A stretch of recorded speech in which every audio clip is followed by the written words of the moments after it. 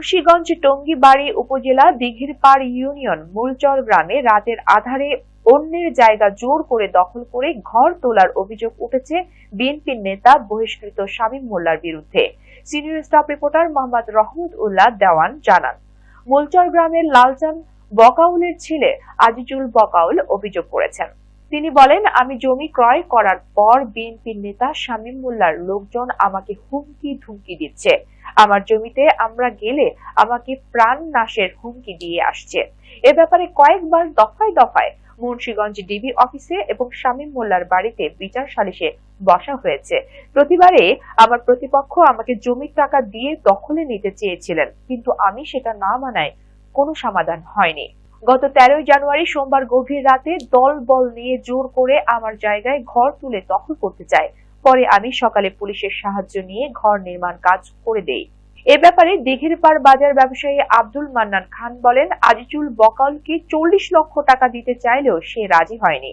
Dighirpar police ফাঁড়ির in charge নূর আলম সিদ্দিক বলেন, আমরা অভিযোগ পেয়ে ঘর নির্মাণ কাজ বন্ধ রেখেছি। মানে আমরা জায়গা কিনছি, জায়গা কেনার পরে আমাদের ওখানে যাইতে দেয় না। রাতে 3টার দিকে আমাদের মানুষ নিয়ে গড়দর উঠায়। আর আমরা পুলিশ প্রশাসনের আইন প্রশাসনের কাছে গেছি, ওখানে বিচার চাইছি, ওইখানে হারা টাইম নিচ্ছে। ওইখান থেকে বলছে আমাদের আইসা এটা সমাধান করে দিব, কিন্তু তারা ওটা মানতেছে না। আমার বাবা একা বাড়িতে থাকে। রাত 3টা বাজে আমার বাবারে রান দাও, বগি দাও, ছুরি বডি, পরে ওগুলির ভয় দেখায়, পরে বন্দুকের ভয় দেখায়। শামীম মোল্লা আমাদের উপর অনেক অত্যাচার করে। আমরা এটা বিচার চাই। আমার নাম জাহানার, আমার স্বামীর নাম কুদ্দুস আলী। ও বাড়িতে কি করছে স্যার আমি এতটুকু কইতে পারবো না। আমি রাত 3টা বাজে যেমন রহমতের ডাকের সময় উঠছি। রহমতের ডাকের সময় আমি অজু করতে গেছি ইয়ার ভিতরে, কলের দ্বারে অজু করছি।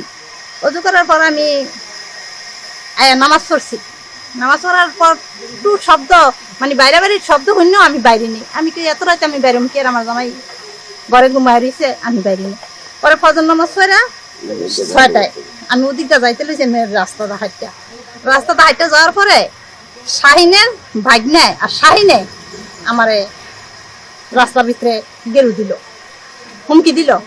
তাই মারানি তুই কই যাস? আমি কই যাই মানে তোর কাছে হুমকি লিগা, তুই কে?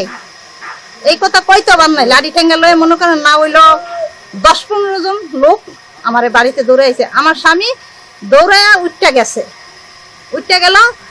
কি হয়েছে তোমার এখানে, কি হয়েছে? আমি কিছু আনি, তুমি সেরা তো ওই বিলে আমার পিটাইব, তো আমি দেখি পিটান খাই।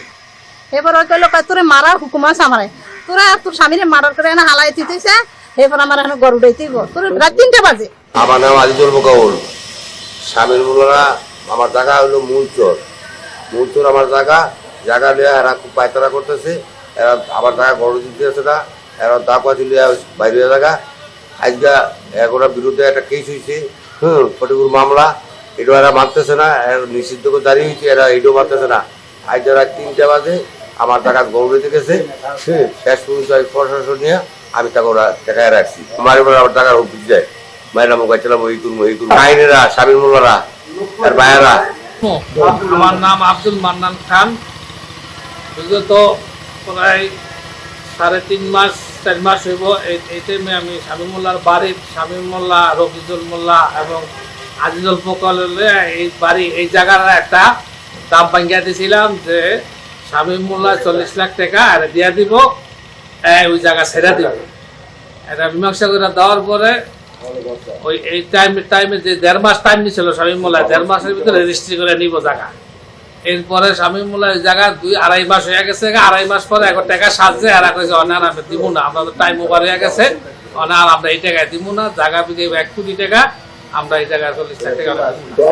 আমার আজিজুল বকাউলে ভোরে 5টার দিকে ফোন দিয়েছিল যে এই ঘটনা, ওই জায়গায় তো ঘর তুলে লাইতে আছে মোল্লারা। তা আমি কিন্তু অনেক আইসি সাহেবের ফোন দেন, নাহলে ওসি সাহেবের ফোন দেয়, পুলিশ যান। পরে মনে আজিজুল বকাউল আইসি সাহেবের ওসি সাহেবের জানাই যে ওসি সাহেব মনে আইসি সাহেবের ফোন করছে। আইসি সাহেবের নেতৃত্বে গিয়া কাজ বন্ধ করে দিয়েছে। এটা আমি সকালে শুনলাম মাঝখানে।